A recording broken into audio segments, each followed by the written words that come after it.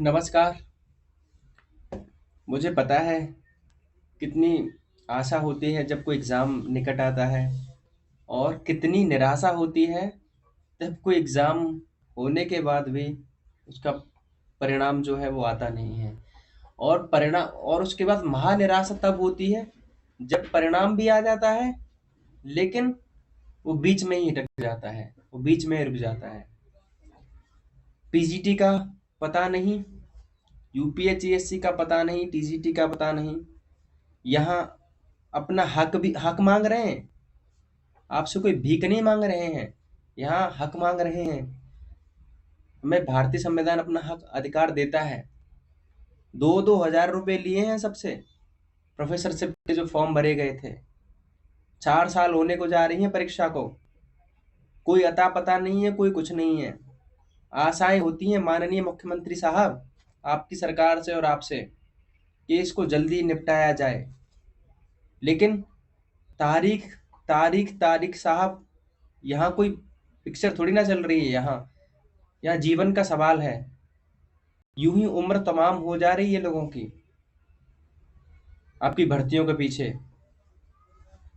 क्या क्या फायदा इतने पढ़ने का, क्या फायदा उन विद्वान जनों का जो मास्टर्स, जो पीएचडी, जो नेट, जो जेआरएफ, जो डबल डबल एमए करके बैठे हैं साहब। हम्म क्या क्या होगा साहब उन उन सबका। मैं विनम्र अपील करता हूं माननीय मुख्यमंत्री साहब कि जल्दी से जल्दी कुछ तो कर दो, कोई तो डेट दे दो, कुछ तो बता दो कि ये करना है या नहीं करना है। सारे के सारे लोग सो गए हो क्या? आप बताइए ना। आपके पास तो उजाले की कमी नहीं है साहब, आप तो उजालों में ही रह रहे हैं हर समय। लेकिन हम तो एक मोमबत्ती से, हमारे पास तो एक उजाले का माध्यम ही का एक मोमबत्ती है, बस उसी से प्रकाश दिखा रहे हैं कि साहब अब आएगा, अब बड़ा प्रकाश आएगा, अब बड़ा प्रकाश दिखेगा बड़ा। कब तक दिखाएंगे इस थैली को लटका के? आप 25 करोड़ जनता का प्रतिनिधित्व कर रहे हैं, जिसका कुछ पॉइंट दशमलव में साहब वो लोग मांग कर रहे हैं 4 साल से कि इस भर्ती को आप क्लियर कर दें, परिणाम दे दें, परीक्षाएं करवा लें। इसलिए तो आपको पूर्ण बहुमत दिया था। इसलिए थोड़ी ना दिया था कि ये चीजें खत्म ही ना हो और यूं ही बरकरार रहें। आप बड़े लोग हैं, आपके पास है महान धैर्य, हम हमारे पास नहीं है।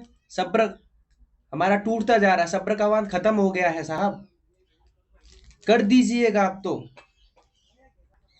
इसके बाद लोगों की उम्र ऐसे ही तमाम हो जाएगी। किसी की लास्ट है, किसी की सेकंड लास्ट अटेम्प्ट है, और भी बहुत सारे काम होते जीवन में, यही काम नहीं है। डर लगता है आगे क्या होगा भविष्य में, पता नहीं।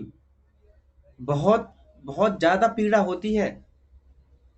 ये भारतीय युवा और उसका अंधा भविष्य साहब, रूह कांप जाती है ये सुन के। लाखों लोगों की उम्मीदें हैं। माननीय मुख्यमंत्री जी, इस भर्ती को जितनी भी पेंडिंग है उसको जल्दी से जल्दी निपटाइए। दिवाली निकल गई, होली निकल गई, और क्या निकलेगा? इसी के दिए जलते हैं इनसे।